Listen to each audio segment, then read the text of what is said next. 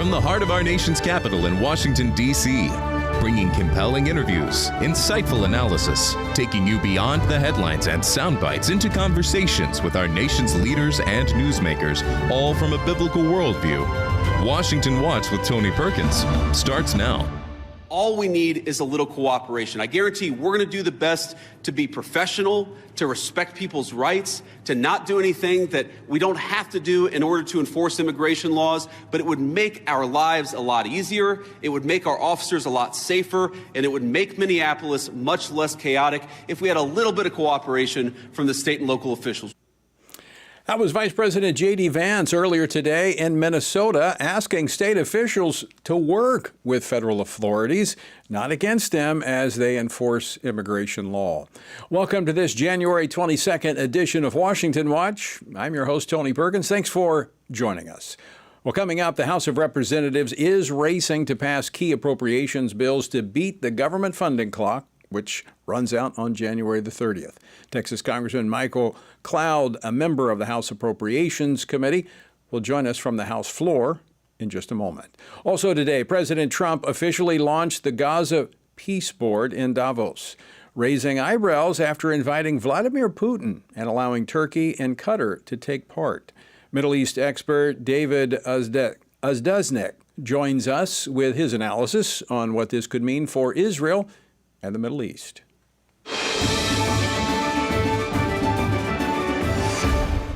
Well, millions of Americans now face spikes in their health insurance costs following the expiration of the Obamacare COVID-era subsidies.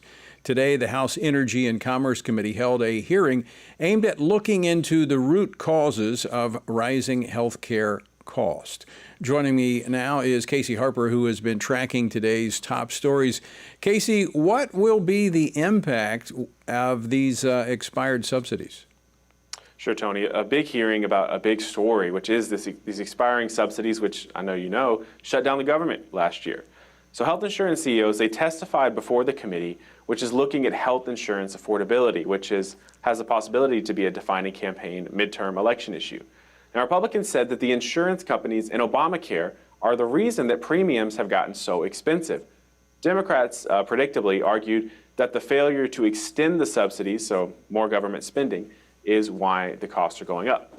Now, Chairman of the House Committee on Energy and Commerce, Morgan Griffith, had this to say. When Democrats passed Obamacare without Republican support, they sold the bill on the promises that premiums would fall, competition would rise, and if you like your insurance plan, you can keep it. Instead, Obamacare has increased health care costs, warped incentives, federalized benefit, restricted plan design, and limited access to care. Many patients have fewer plan choices than they did before Obamacare was enacted. Now, if you listen to the media, you wouldn't know this, Tony, but the expiration of subsidies won't impact all Americans. In fact, a family of four with a household income below $129,000 is not going to face higher insurance costs. Now, 9 Republicans voted with Democrats to extend those Obamacare COVID-era subsidies. And, you know, another important thing that I know we've been following closely, you've been following and the stand has been following, is whether any new health plan covers gender transition surgeries and abortions. All right, Casey, let's switch now to the latest coming out of Minnesota and the protest over ICE's immigration enforcement. Now, arrests have been made, reportedly in connections to the recent Minnesota church protest. What's the latest on that, Casey? Yeah, so federal agents have arrested 3 Minnesota protesters, with more on the way, but those possibly on the way. That's the language we've been seeing out of the DOJ. But those protesters are the ones who took part in that explosive demonstration inside a church, because they say that one of the pastors was working in a leadership role with ICE. Now, U.S. Attorney General Pam Bondi says that the FBI and Homeland Security have arrested 2 who helped actually organize the protests, as well as an anti-ICE activist, Army veteran, who was also arrested. Now, Vice President J.D. Vance went to Minnesota today, and here's what he had to say about the situation there. I'm proud of the fact that we're standing behind law enforcement, and I'm proud of the fact that we're enforcing the country's laws. Most of these protesters, as much as I may disagree with their politics, most of them have been peaceful, but a lot of them have not been peaceful. And if you go and storm a church, if you go and insult a federal law enforcement officer, we're going to try very hard. We're going to use every resource of the federal government to put you in prison. Now, Vice President there weighing in on what's really become a powder keg in Minneapolis. But A U.S. magistrate judge in Minnesota did reject a DOJ effort to arrest Don Lemon, the former CNN anchor, who was there live streaming the protests from within the church. On X, Bondi's made clear, quote, "We don't tolerate attacks on places of worship." She's promised more arrests over that Sunday protest, which you can see there. And meanwhile, the DOJ is continuing its investigations into leaders in Minnesota, where this all started. It seems like we've already forgotten what started this, which was that rampant fraud in the state. And they're also looking into whether those leaders conspired to impede ICE agents. So a lot of investigations going on here, Tony. All right, we're going to watch that one very closely because Don Lemon may need some aid. So we'll start see a legal what fund. Yeah, that's right, a legal fund. Right. We should instead of send me to prison. We'll get. We'll start that. All right, Casey, thanks so much for joining us. All right, I want to go to the House floor now as the House is working to pass a number of bills to beat that January 30th deadline for government funding. Joining us now from the House floor as the House is voting on a number of measures this afternoon is Congressman Michael Cloud, who serves on the House Appropriations Committee and the Committee on Oversight and Government Reform. He represents the 27th District of Texas. Congressman Cloud, thanks so much for stepping off the floor to join us. Sure thing. So let's start with the progress that's being made on appropriations. Where do we stand? Are we going to beat that clock? Well, we have just passed the bills in the House, so they will head to the Senate, where I expect they will pass as well, and then we should beat the House. And this is pretty monumental, really. Nobody thought we'd be able to get there with such a small majority. Not perfect bills, but far better than the alternative of a shutdown, or what we've been doing in the past is continuing the spending of the Biden-Pelosi era with all their policy writers. And so this is a big step forward. So happy to see that we've made this happen and it's passed on the floor. I would have to think, Congressman Cloud, that the Republicans are. You mentioned the slim majority that you have in the House, but this is not something that we've been doing for a long time. I mean, for over 2 decades, we've just been doing continuing resolutions or these omnibus cobbled together funding bills. I mean, it appears the appropriations process is now starting to work once again. Exactly. And again, we're not where we want to be, but we've taken some big steps forward. As you mentioned, what would happen every September 30th? We know when the funding deadline is for government, but yet somehow Congress is always act shocked and surprised that September 30th is there. And so we see a CR and then a CR, and then usually what we get is that Christmas tree omnibus that's thousands of pages long, spends trillions of dollars. No one actually really knows what's in it. And so we'd like to get to the point where we're passing 12 individual appropriations bills. Some of these were packaged together, where we had a package of 3 together or a couple together last week. But this is still so much better. These are bills that have been through the right process. We've stripped out, the DEI funding, the funding for abortions, transgender surgery. We've done a lot of work to get rid of those Biden-Pelosi policies and to put this on the right path. And it saves us a little money as well. So, and again, we need to save a whole lot more money, but again, by standards of Congress, this is a step in the right direction. It is turning the direction in the right direction. Now, in addition to working on these funding bills this week, the House has also passed a number of pro-life measures. This comes obviously in advance of tomorrow's annual March for Life. Tell us about the pro-life measures that the House has given approval to.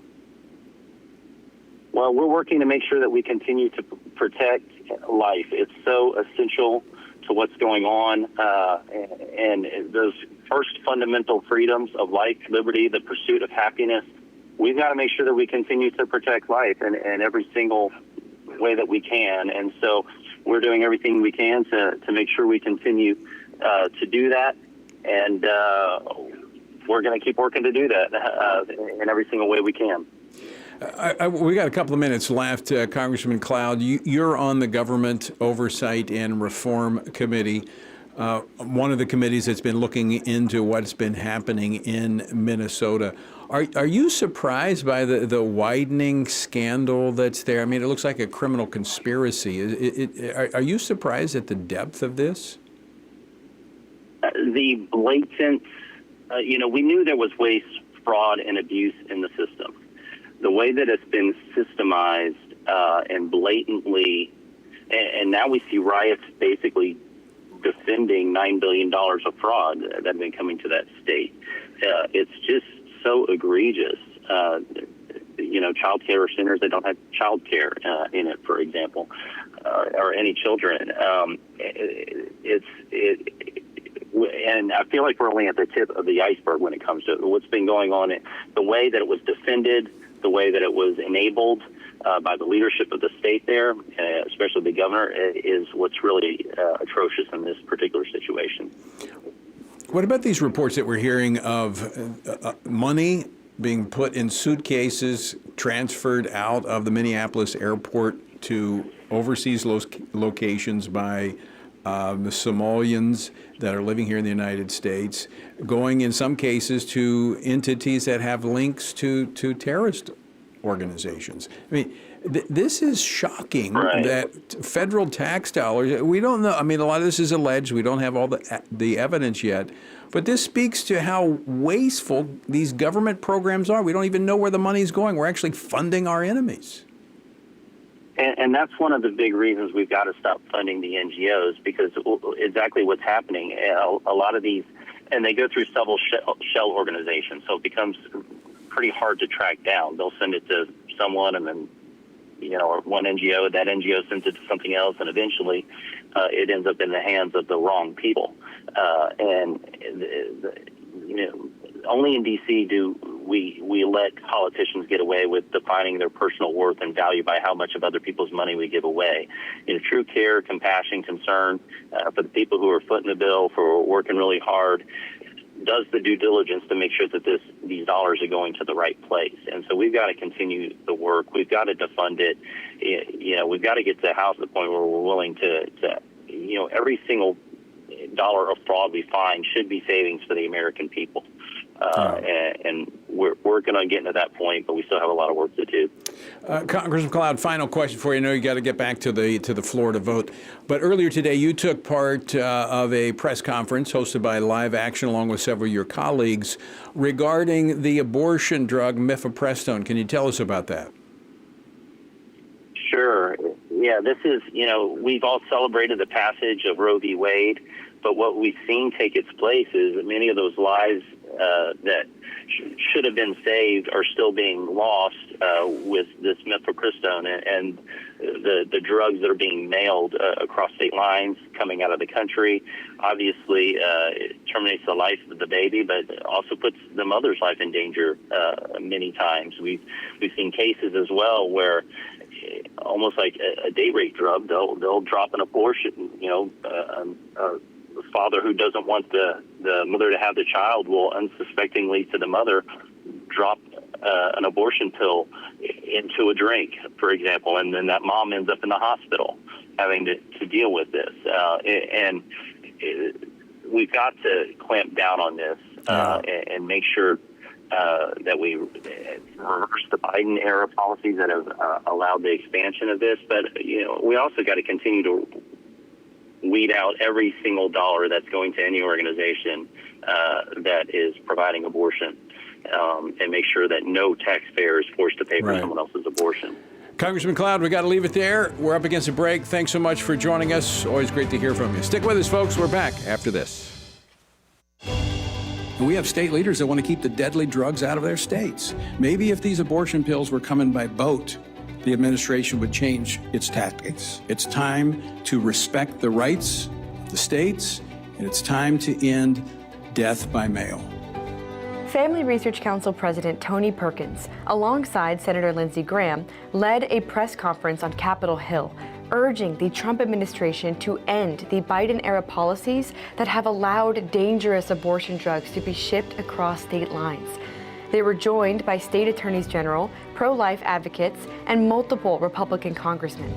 There are more abortions today in the United States than when Roe versus Wade was the law of the land. And why is that? It's because of the chemical abortion drug mifepristone. Nearly 70% of the abortions that are committed in the United States today are committed because of mifepristone. The federal government is allowing a chemical abortion pill to be sent through the mail that wipes out every state unborn protection law in the land. It's harder to ship alcohol in this country than it is to ship the abortion pill, and that should never be the case. This is a drug that takes the life of every child, so there is always a death that's involved in this drug, but is also incredibly dangerous for the mom as well. We think that we should require a doctor to be able to get access to this drug. As a doctor, I think it's essential that there be human contact before the pill is prescribed. It's not about a national abortion ban.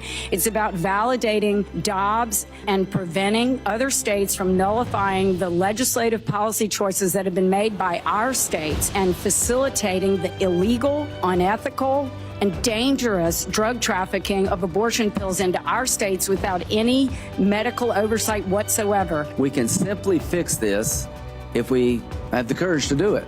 So what are all of us telling the administration? You've been a great pro-life president, Mr. President. It's now time to deal with this issue. We want to protect life, and we want to give voice to the American people and their right to protect life, state by state, city by city, and yes, here in the United States Congress. That's what this fight is about. Let your voice be heard. Text LIFE to 67742. Sign the petition. Tell the Trump administration to act. Looking for a trusted source of news that shares your Christian values?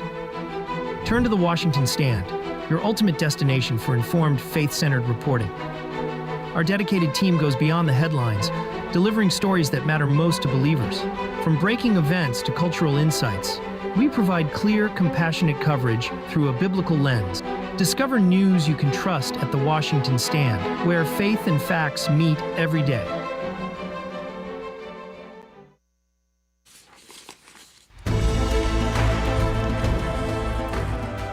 All right, welcome back to Washington Watch. Thanks so much for tuning in and making us part of your day.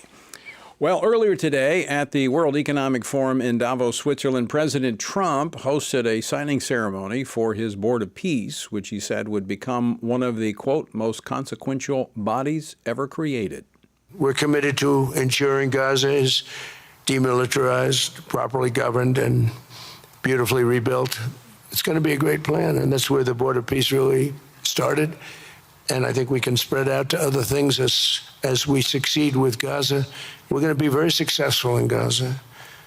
It's going to be a great thing to watch.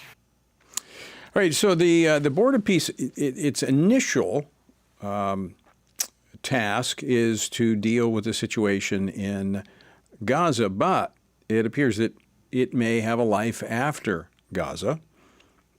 And this, so right now we have, let me see, we have about almost 20 countries that have signed on. Now, if you want to have permanent status, if you sign up, invitations have been sent out to about 35, well, almost 50 countries. Roughly 35 nations are said to have joined, with others invited. And if you want to be you want to have a permanent seat on this board, it's $1 billion that you got to bring to the table. Eyebrows have been raised over who's been invited and, what might the mission of this peace board be after Gaza. Joining me now to discuss this is Dr. David Dusnick. He's the Vice President of Research at Foundation for Defense of Democracies. Dr. Dusnick, welcome back to Washington Watch. Thanks so much for joining us. Always glad to join. So what do we know so far about this board? I know that we've got some information, not in its totality, but what do we know thus far? Well, there's been somewhat mixed messages. Of course, it has its roots in Gaza and in the challenge of solving the war in Gaza, having something better follow the Hamas-run mini-state that was the cause of that war. There is a charter. As you discussed, you can sort of purchase permanent membership. And it's also worth noting it's very much a America or Trump-controlled organization. The chairman has a lot of power to invite and expel members. So while there's some talk of it being like the United Nations, it's by invitation only, and it's not going to be necessarily a global group. President Trump is the chairman. Is that with the position of President of the United States, or is he just the permanent chairman even after he is no longer President of the United States? Well, it's not permanent. The charter does specify that he should even designate a successor. What's interesting is it doesn't say that the chairman will necessarily always be the President of the United States. It could be, I mean, he could nominate someone from another country. He could nominate an American. It doesn't even necessarily have to be a world leader necessarily. It suggests, though, that it would be a head of state. But it does not run concurrent with his term as president? He could remain as chairman? I guess that's possible. It doesn't seem to envision it. I think, it's not like he doesn't have a fixed term exactly. So the initial task, as I mentioned earlier, is Gaza, but it appears by what I'm seeing that they could take on other issues globally that require a peace initiative. That's absolutely the case if you listen to what the president's aspirations are for it. That's also the reason there's been a measure of backlash. Some European countries are concerned precisely that it's an effort to sideline the United Nations. And it's also not clear, would there need to be members who have some sort of jurisdiction? If you're dealing with some different war, what if the country involved or none of its neighbors are members of the Board of Peace? Would parties to the war be ready to listen, or would it be a problem if all the neighbors are not in on the game? David, I want to ask you, from a perspective of Israel, I mean, Gaza, this was the launching pad for October 7th, the terrorist attack. All these international all these countries gathering together there, I mean, I know not physically, but they're all going to have a stake in Gaza, and some of these are not friendly to Israel. I mean, we've got Turkey, we've got Qatar, both that were harboring Hamas. Right. I think that's the principal objection that the Israelis themselves initially raised. It's also unclear exactly what their role would be. So there's this Gaza Executive Board that has been sort of appointed beneath the Board of Peace to carry out certain roles. But the point about Qatar and Turkey stands, right? Turkey and its president, Recep Tayyip Erdogan, he explicitly said, we are pro-Hamas. We do not consider Hamas terrorists. They are the resistance. And of course, they gave sanctuary to Hamas leaders. There's been a lot of terror financing running through Turkey. Qatar is home to a number of the Hamas leaders. They've had terror finance there. So it really is quite a problem if the priority is solving the Gaza crisis and sidelining Hamas, why you want to invite in some of the countries that have been its biggest supporters.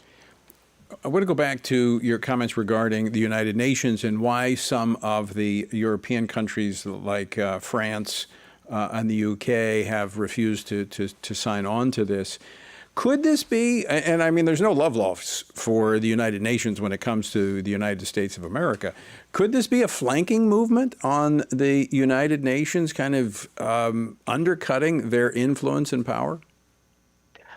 It's possible, but it is also wise to recall just how many institutions the UN has grown up over time that can do functional things like provide aid, regulate telecommunications. And, my colleagues and I have been very critical of a lot of those organizations and how they run at the UN, the amount of influence given to dictatorships, including those hostile to the United States.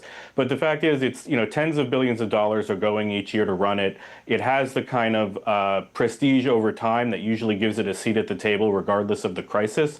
So it has assets that'll be hard to replace with this new group.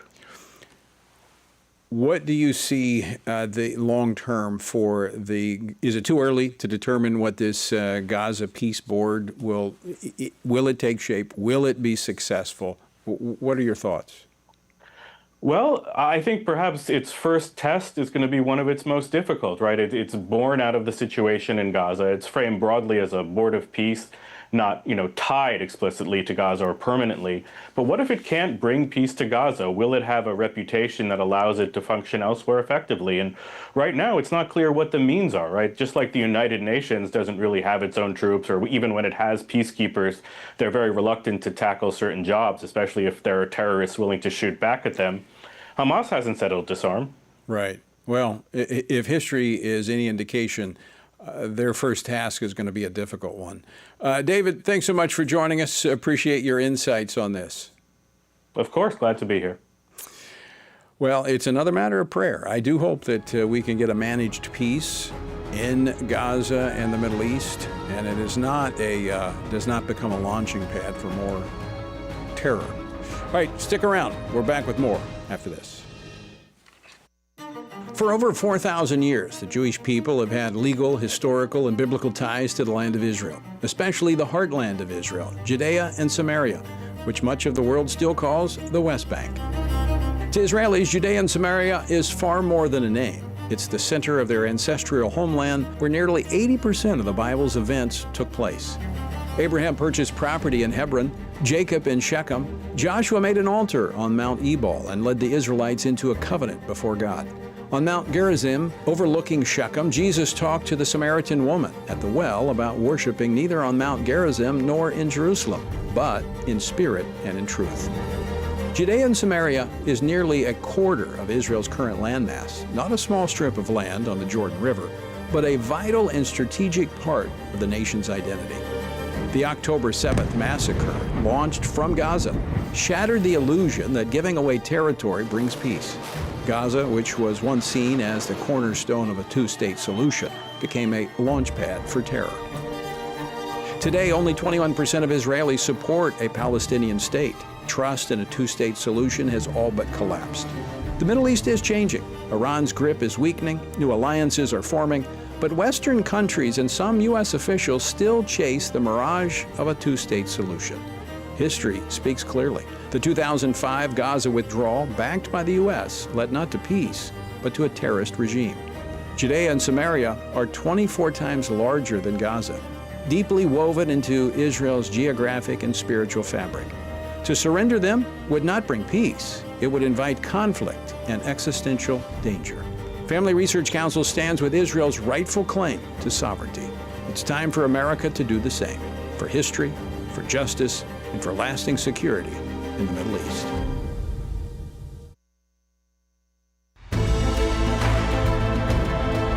Welcome back to Washington Watch, the website, TonyPerkins.com.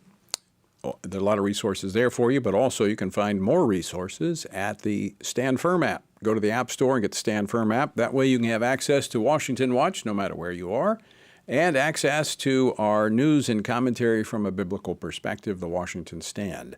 Also my daily devotion, Stand on the Word. All of that is found on the Stand Firm app. This past weekend, the Syrian government announced that a ceasefire deal had been struck with the Kurdish Syrian Democratic Forces, but that agreement proved to be short-lived as military attacks by the Syrian government reportedly resumed over the past couple of days. Now, there's questions as to what that means. Some say that these forces have not entered those villages. Kurdish officials and allies worry that President Trump is turning his back on the SDF, a longtime U.S. ally in counterterrorism operations against the Islamic State in Iraq and Syria, ISIS. So what could the president's support for the new Syrian government mean for religious minorities in that country? Joining me now to discuss this, Nadine Medanza, former chair of the U.S. Commission on International Religious Freedom. She served with me on the commission. She is presently co-chair of the International Religious Freedom Roundtable and board chair of the Institute for Global Engagement. Nadine, welcome back to Washington Watch. Thanks so much for joining me. Thanks for having me. All right, so lay out for us, we were discussing this last week with another think tank expert on this, but what's the latest? What's unfolding right now in northeast Syria? So as you explained, the Syrian forces have decided to claim northeast Syria and to force it, integrate it into the Syrian government, saying that their negotiations had failed with the Northeast, which actually they never actually had any conversations about how to integrate the government in. It was always about how to integrate the SDF in. So they decided to go ahead and take it by force as they were entering. Even CENTCOM, Central Command, the U.S. military told them to stop, and they continued. So as they did, they took all the Arab areas. We saw videos online of all sorts of atrocities against some of the Kurdish forces. We've seen videos of beheadings that included women. We've seen the ISIS flag be put over Raqqa. We saw some executions on video. So they haven't even gotten, at this point, they went through the Arab areas, took the Arab areas, and the SDF really did fall back to the Kurdish majority areas. And it's important to understand these Kurdish majority areas are rich with religious minorities, Christians, Yazidis, Zoroastrians, Circassians, We have Alawites and Druze and a wide range of different ethnicities as well. So this is a very vulnerable area. And so right now they are in negotiations. They're saying they have a ceasefire right now they've agreed to, and that they're discussing how to integrate it in. But as that's happening, as we speak, they've still surrounded Kobanis. They're still fighting. They're still fighting at Hasaka. So instead of having a ceasefire that's working right now, they just continue to attack these Kurdish areas, putting them at risk. So there's a couple of reasons I believe we should be concerned about this. Number one, you made reference to the religious freedom that is in that northeast portion of Syria. This is something that has taken root. It's one of the few places outside of Israel in the Middle East that there's been a functioning government that has actually represented or respected, I should say, religious freedom. That began to teeter a little bit after the first Trump administration when U.S. forces were pulled out of that region. What role has Turkey played in destabilizing this area? So Turkey is behind all of this, of course. In fact, these attacks have happened with Turkish drones. There have been Turkish planes in the air, although most of it have been drone attacks, but dropping bombs. It's important to understand that Syrian security forces, I've already just talked about the atrocity they've committed this week, but we also know of the massacres that so many of them were involved in against the Alawites, against the Druze. And they should not be in charge of providing security or governance to Yazidi or Christian villages in the Northeast or Kurdish villages. And so what the leaders of Northeast Syria are trying to negotiate how to integrate in a way that preserves that religious freedom that you talked about, that keeps local police and local administrators, so somebody from their own community, as the mayor or as the co-chair. Right now the co-chair is a man and a woman and the different ethnicities and religions as part of a council, and they want to keep that council. I was up near Latakia in August, and I visited all these Christian villages, and I stumbled upon the fact that every single mayor was from Idlib or Hayat Tel al-Sham's headquarters, or from HTS. And then I found out all the municipal buildings were no longer staffed by any of the Christians in the village. They used to work in the municipal building. They were all from Idlib, all from HTS. Started checking around further. All of the Arab areas are from HTS and Idlib. And so now, just a couple of days ago, after they took Raqqa, they put a new governor in place. And of course, he's with HTS. And so what's going to happen, what they want is they're not asking for a ceasefire. They're asking for a surrender. And Ambassador Barak, who's a part of this negotiation, seems to also be pushing them towards a surrender, of letting these Syrian security forces come in and take over these villages and take over the governance and take over the security. And we have to say that cannot be possible if we're going to protect these religious minorities. Well, the history of what has happened so far under this government would say you can't believe what they're saying. You have to look at what they've done. Exactly. Just look at the history. So this is really the true test of the new president of Syria, is that if they will allow this region that has been self-governing, autonomous for quite some time, will they allow them to continue to do that, or will they, as you've already pointed out, what they've done in the other regions, replace them? 30 seconds, Nadine, final thoughts. Yeah, what we need to be standing up for and asking the president, asking Secretary Rubio, is to make sure that these forces do not enter these Kurdish, Christian, Yazidi, religious minority, ethnic minority areas. But they can integrate in under the Ministry of Interior. It may not be a perfect environment, but be a way to help keep them safe. And whatever happens here is going to be a precedent also for Sueda. Right. And so if they invade and take everything now, we're going to keep having war. This is the only way Syria can be successful. And this is what we need to be pushing for. Nadine, we got to leave it there. Thanks so much. Folks, stick with us. Should a Christian support Israel? That question has become one of the most emotionally charged issues of our time, both in the world and within the church. Family Research Council President Tony Perkins offers a clear, biblical, and prophetic answer. In his latest book, he examines Israel's past, present, and future through the lens of Scripture, revealing why support for Israel is not rooted in politics, partisanship, or cultural sentiment, but in the unchanging promises of God. Drawing from Genesis to Revelation, Tony Perkins demonstrates that the ultimate rationale for a Christian support for Israel is spiritual. Should a Christian Support Israel invites believers to see beyond headlines and ideologies, returning to the foundation of God's Word to understand His heart for His chosen people and the blessings that flow when we stand with what He has established forever. Text the word Israel to 67742 for more information. What is God's role in government? What does the separation of church and state really mean? And how does morality shape a nation? President John Adams said our Constitution was made only for moral and religious people. It is wholly inadequate to the government of any other. Join Family Research Council for God and Government, a powerful series that explores the connection between biblical principles and the American government, equipping you with truth to engage in today's most pressing debates. We'll uncover the foundations of our nation's history and why it's relevant for today. Join us to defend God's plan for government, because faith and freedom were never meant to be separate. You can view the course at prayvotestand.org/God and Government or on the Stand Firm app.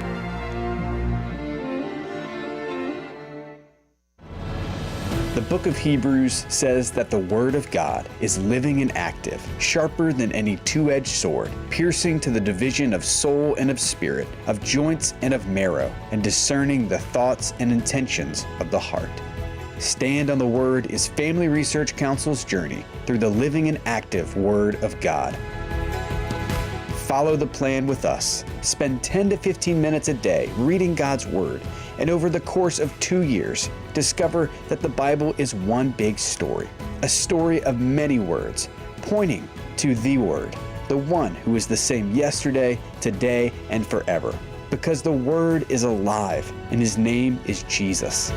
Find our Bible reading plan and daily devotionals from Tony Perkins at frc.org/Bible. Join us as we stand on the Word.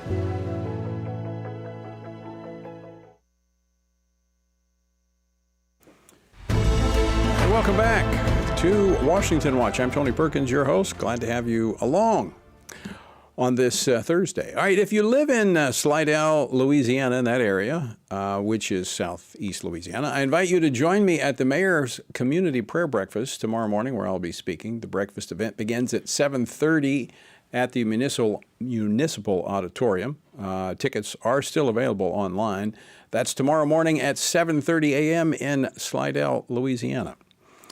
All right, our word for today comes from Job, chapter 1. Then the Lord said to Satan, "Have you considered my servant Job, that there is none like him on the earth, a blameless and upright man who fears God and shuns evil?" So Satan answered the Lord and said, "Does Job fear God for nothing? Have you not made a hedge around him? You have blessed the work of his hands, and his possessions have increased in the land. But now stretch out your hand and touch all that he has, and he will surely curse you to your face." Well, when his family and wealth are taken by Satan, Job proves he is not a fair weather follower. Then Job arose, tore his robe, shaved his head, and he fell on the ground and worshipped. And he said, "Naked I came from my mother's womb, and naked shall I return.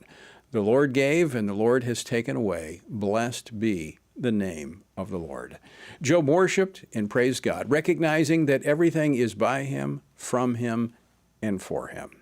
To find out more about our journey through the Bible, text Bible to 67742. That's Bible to 67742. All right, as we were mentioning at the top of the program, tomorrow is the annual March for Life. It'll be the 53rd March for Life.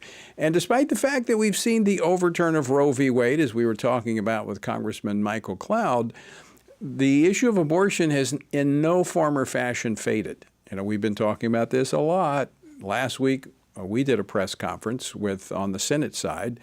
Today, Live Action did a press conference on the House side, drawing attention to the issue of mifepristone, the abortion drug, which now, and these are all estimates because it's hard to get the exact numbers, but somewhere between 60 and 70% of all abortions are now done through the abortion pill. And even though at least a dozen states have outlawed the taking of the life of an unborn child, meaning the abortion pills are illegal, they're still being shipped into those states. In fact, my home state of Louisiana experiencing more abortions now than prior to the overturn of Roe, all because of the abortion pill and the Biden-era policy that is allowing these pills to be sent into the states without any medical consultation with the women. All right, I want to bring in our panel from the Washington Stand, Casey Harper, the managing editor for Broadcast, and Suzanne Bowdy, editorial director and senior writer. Casey, Suzanne, thanks so much for joining me. Thanks, Tony.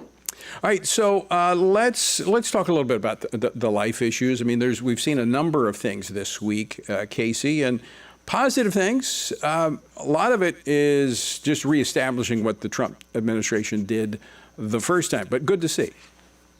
Yeah, it is. When we've seen just today, the HHS announced that they're not going to use fetal remains in federal research. That's a big win. It's something, as you said, that was in the first Trump administration. But I think the elephant in the room here is what you mentioned at the top, which is the abortion pill, which talk about, HHS is reinstating a first-term policy. Many people don't know that there were restrictions on the abortion pill during President Trump's first term, things that are pretty common sense, like getting a doctor's visit, which, we focus a lot on the life of the baby, which is very important, but there's real danger to the life of the mother when they're taking these pills. We have research showing that when women take the abortion pill, there is a real chance of an adverse effect, and they often can end up in the emergency room. And so when we're talking about going back to the first term, this might be something that the president considers. Suzanne, we can certainly celebrate these announcements, policy changes in Department of Health and Human Services and other things. But really, the heart of the matter is what Casey was saying. I mean, when 60 to 70% of abortions are being done by abortion pills, and we've seen abortion numbers rise from 933,000 a year to over 1.1 million, we really need to address the heart of the matter. And honestly, this is a no-brainer for President Trump. The fact that this happened under Biden is not a surprise to anyone. The Democrats are sold out on abortion, unlimited at any time throughout pregnancy, taxpayer-funded. The fact that President Trump has not come out and created a policy where Americans are, A, not financing this, but B, where his Justice Department is not allowing these abortion pills to be shipped from state to pro-life state against the state law is just mind-boggling to me. And I know that a lot of people think, well, this is maybe a politically losing issue for Republicans. I heartily disagree. I actually think the fact that some Republicans believe that they should actually align more with Democrats, become closer to Democrats on this policy, makes them more electable is absolutely crazy. At this point, you need a clear contrast to motivate people for the midterm elections. And unfortunately, on chemical abortion, President Trump is not providing that. We'd also love to see him come out and defend the Hyde Amendment, which has been standard policy for 50 years. That's another area where we'd love to see President Trump improve and actually use his bully pulpit to call for no taxpayer funding of abortion. So it's disappointing. Yes, President Trump has done a lot of things that we've outlined here. He's pardoned pro-lifers. He's upheld the Mexico City policy. We've seen him restore conscience rights. We're no longer paying for abortions at the VA or abortion travel at the Department of Defense. So yes, there are a lot of good things, but there's a lot of work to be done when people are marching tomorrow, and they need to be praying about that. Yeah, we applaud those things that have been done, but we also want to address, again, the heart of the matter. This is the lion's share of abortions are being done through the abortion pill, and it doesn't have to be that way. And women are dying as a result as well. Now, Casey, one of the issues goes back to the 2022 midterm election when, right after the overturn of Roe, a number of Republicans didn't know how to talk about this issue. And they didn't fare well because they were defined, they allowed the Democrats to define the issue. Those that did talk about it, many of the governors that ran in that cycle, I don't remember the exact number, Suzanne, you might remember, but there was a number of governors who had passed heartbeat bills and other very strong pro-life bills, and they knew how to talk about it, and they went straight at it, and they won re-election without a problem. It was almost a dozen, yeah. I think it was 11 or 12, and they they won handedly. Casey, talk about who's extreme on the issue of abortion. I mean, we're seeing that on full display in Virginia with a constitutional amendment that's being advanced. Yeah, that's right. This constitutional amendment really, I think, it could be a defining way to think and talk about what Democrats are doing on these issues, because Democrats, they always want to characterize Republicans as being extreme and attacking women and all this nonsense. But when a lot of reporters are writing about the amendment, I feel I might be the only one who actually read it based on the reporting I'm seeing. And when you read the text, it says clearly that abortions will be, that the government cannot regulate abortions in the 3rd trimester if the doctor feels it will harm the mental health of a woman. So essentially under this policy, it will ban any regulation of abortion, even in the 3rd trimester, for a woman who has something even as like anxiety and depression, if they want to remain pregnant. And this is, talk about radical and extreme. That's a radical and extreme position. People have friends who have premature babies. I've been in the NICU. One of my children was in the NICU, and you walk through the NICU and you see these premature born babies. It's a baby. There's no doubt about it. But under the Virginia constitutional amendment, that baby could easily be killed in the womb, taken apart. Or in some cases, if a woman takes an abortion pill for one of these late pregnancies, which some of them are doing, they'll kill the baby and also put their own life in danger. Suzanne, what Casey just described has actually been what the Democrats have been advancing for years, but very quietly. Now they're blatantly saying, because we had this huge loophole in many of these laws about the health of the mother. Well, they would include the mental health of the mother. Now they're openly saying it.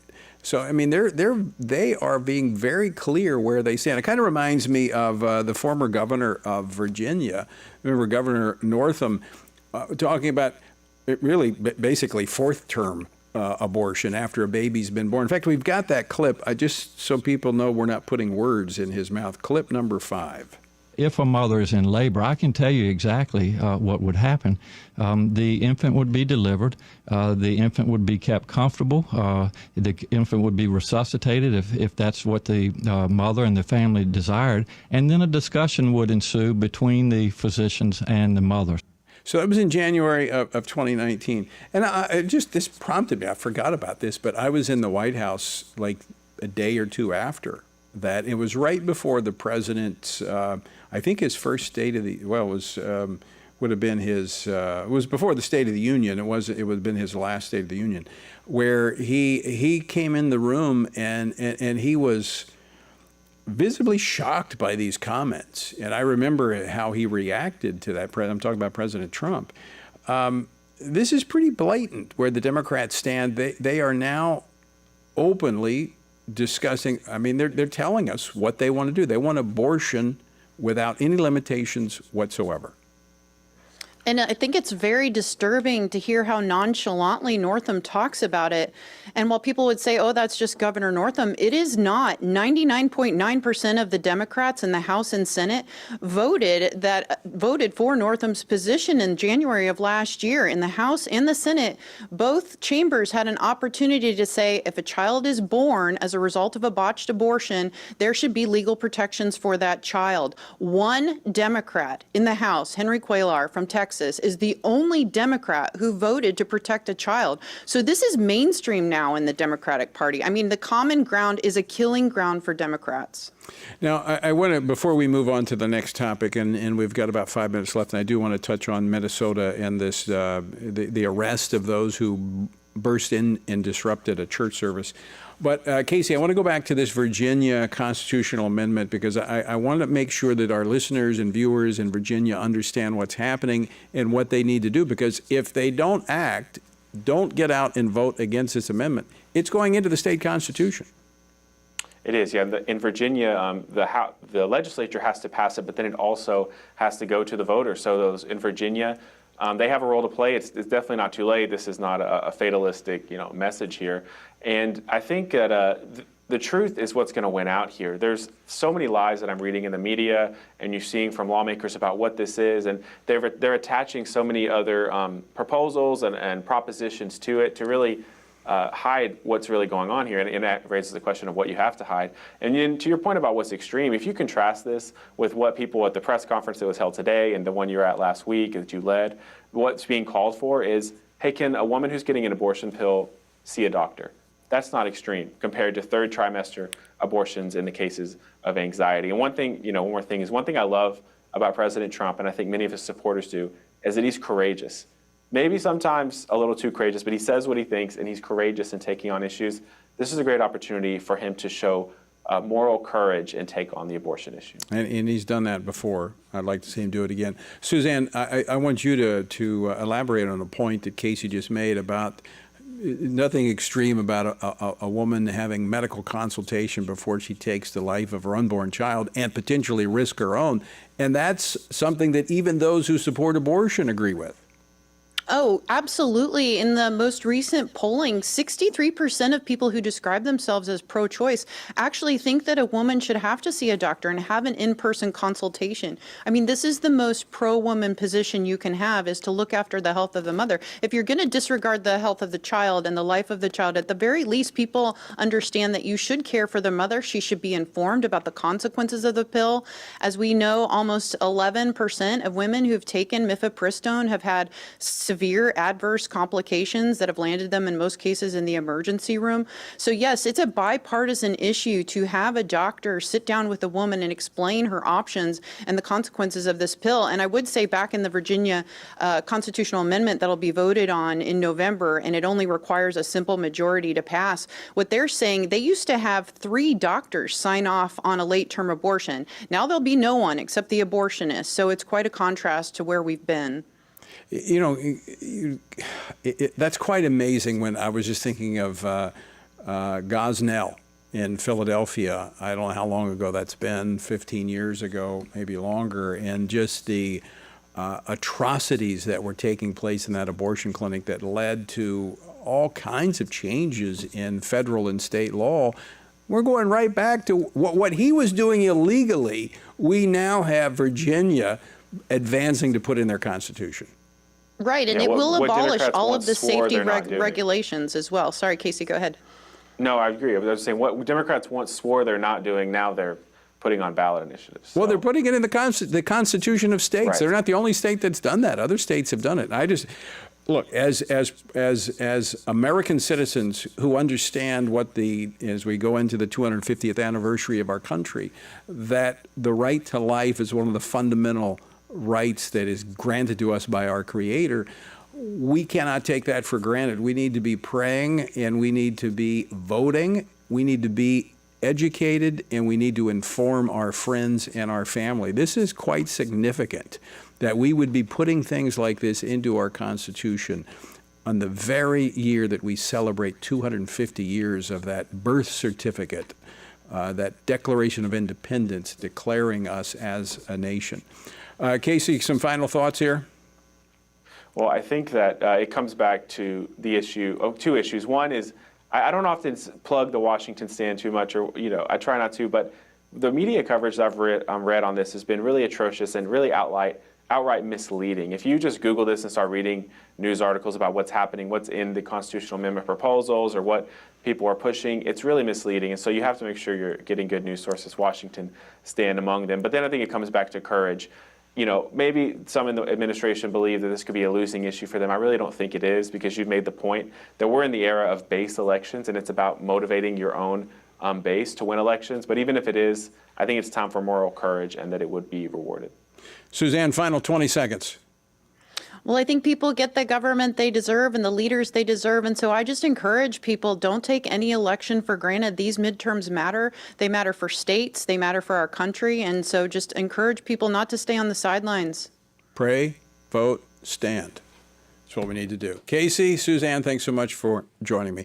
And folks, thank you for joining us as well. Until next time, I leave you with the encouraging words of the Apostle Paul found in Ephesians 6, where he says, when you've done everything you can do, when you've prayed, when you've prepared, and when you've taken your stand, by all means, keep standing.